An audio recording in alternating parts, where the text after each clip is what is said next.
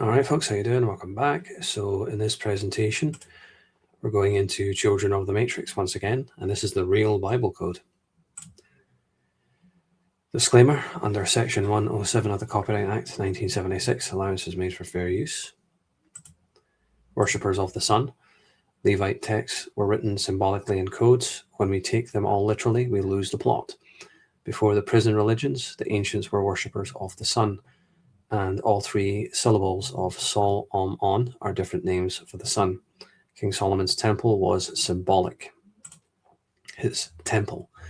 Freemasonic historian Manly P. Hall, I've got many of his books by the way, wrote that King Solomon's 1,000 wives and concubines were symbolic of the sun, moon, asteroids, and other receptive bodies within his house or temple, the solar system. Old Testament genealogies. If there was no David or Solomon, then how can they have provided the bloodline of Jesus? Answer, they didn't. The genealogy was invented to serve a purpose, as were the Old Testament genealogies back to Abraham in Sumer. Ancient history of the God Jesus. I think I've got this book somewhere actually. They were part of the manufactured history, truth mixed with endless deceit, which was created to hide what really happened.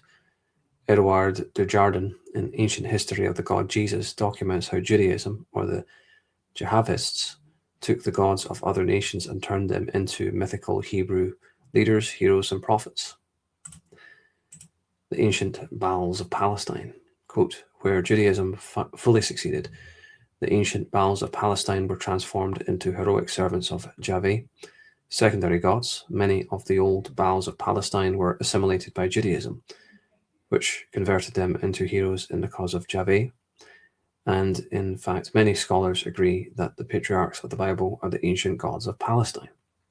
So there we have it. Very interesting theory there by David Icke. Anyway, thank you for watching.